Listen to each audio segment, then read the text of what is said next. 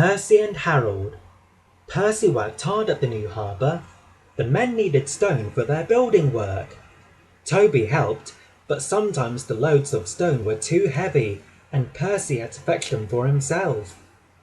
Sometimes, as he pulled the trucks along the harbour quay, Percy would see Thomas. "Well done, Percy," Thomas would say. "The Fat Controller is very pleased with us." There was an airfield close to the harbour.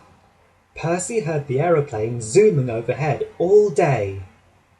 The noisiest of all was a helicopter, which hovered overhead, buzzing like an angry bee. "Stupid thing," Percy would say as he ran past the airfield. "Why can't it go and buzz somewhere else?" One day, Percy stopped at the airfield. The helicopter was standing quite close.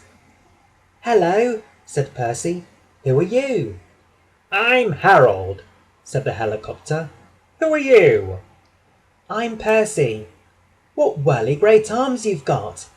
"They're nice arms," said Harold. "I can hover like a bird. Don't you wish you could hover?" "Certainly not," said Percy. "I like my rails, thank you." "I think railways are slow," said Harold. They're not much use and quite out of date." Harold whirled his arms and buzzed away. Percy angrily puffed off to find Toby, who was working at the quarry. "I say, Toby," he burst out, "that Harold, that stuck-up whirlybird thing, says I'm slow and out of date. Just let him wait. I'll show him."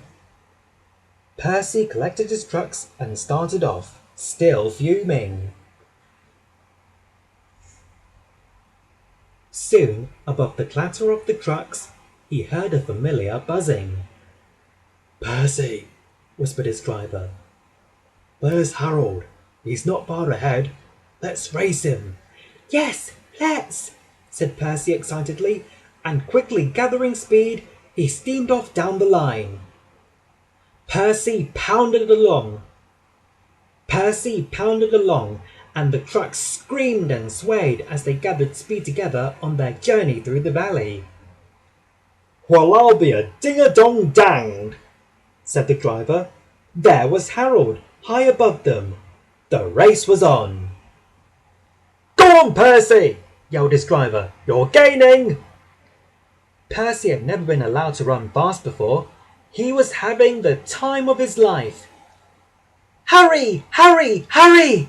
he panted to the trucks. "We don't want to! We don't want to!" they grumbled. But it was no use. Percy was bucketing along with flying wheels, and Harold was high above, alongside him. The fireman shovelled for dear life, while Percy's driver leaned out of the cab and cheered Percy along. He was so excited he could hardly keep still. "Well done, Percy!" he shouted. "We're gaining! We're going ahead! Oh, good boy! Good boy!" Far ahead, a distant signal warned him that the harbour wharf was near. "Peep, peep, peep!" whistled Percy as he approached the wharf. "Brakes, guard, please!" he said.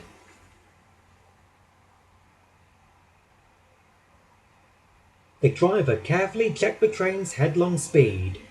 They rolled under the main line and halted on the wharf. "Oh dear," groaned Percy. "I'm sure we've lost." The fireman scrambled to the cab roof. "We've won! We've won!" he shouted. "Harold's still hovering! He's looking for a place to land!" "Listen, boys," he called. "Here's a song for Percy." Said Harold Helicopter to our Percy, "You are slow. Your railway is out of date and not much use, you know.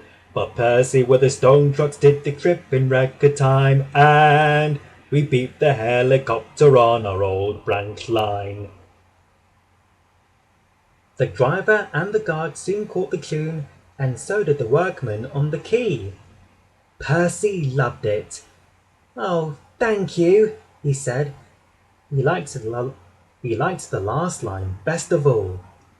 Later, Percy and Toby went back to the shed.